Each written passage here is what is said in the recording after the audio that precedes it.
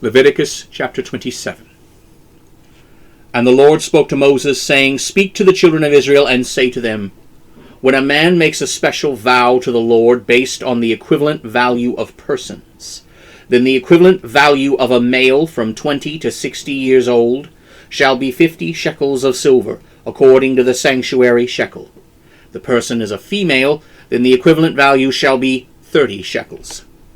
If the person is 5 to 20 years old, then the equivalent value shall be 20 shekels for a male and 10 shekels for a female.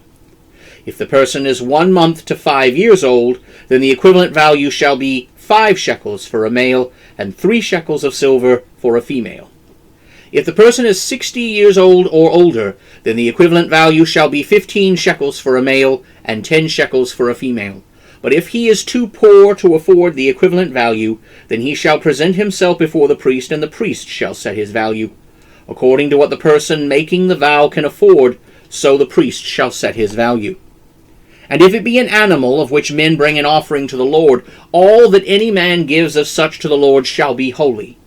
He shall not exchange it nor substitute it, good for bad or bad for good.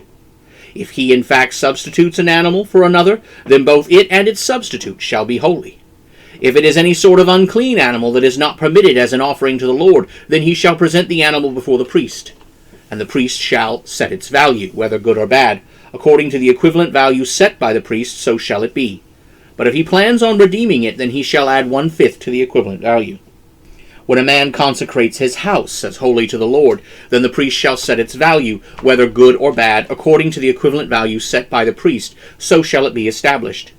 If he who consecrates the house should redeem it, then he shall add 1/5 to its equivalent value, and it shall be his.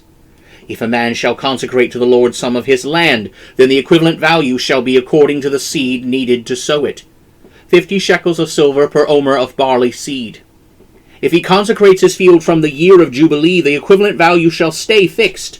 But if he consecrates his field after the Jubilee, then the priest shall calculate for him the price according to the years that remain until the next year of Jubilee, and the equivalent value shall be reduced. And if he who consecrated the field plans on redeeming it, then he shall add 1/5 to the equivalent value, and it will be established as his.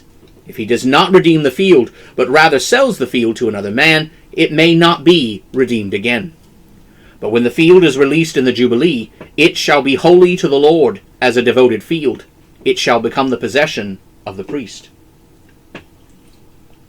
If a man consecrates to the Lord a field that he purchased, which is not part of his land property, then the priest shall calculate for him the amount of the valuation up to the year of Jubilee, and he shall give your valuation on that day as a holy thing to the Lord.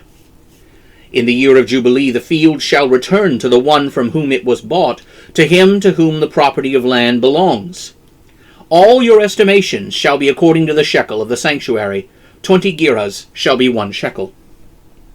A firstborn of animals, which as firstborn belongs to the Lord, no man may consecrate, whether ox or sheep, it is the Lord's. If it is among the unclean animals, then he shall ransom it at the equivalent value, and shall add 1/5 to it. But if it is not redeemed, then it shall be sold at the equivalent value.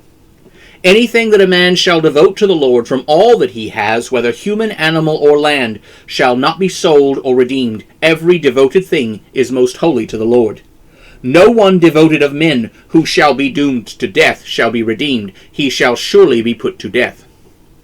Any tithe of the land, whether seed of the land or fruit of the trees, belongs to the Lord. It is holy to the Lord.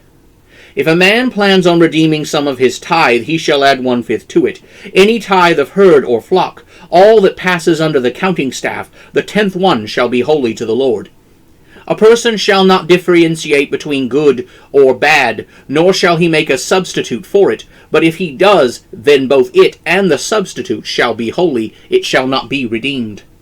These are the commandments that the Lord commanded Moses for the children of Israel on Mount Sinai.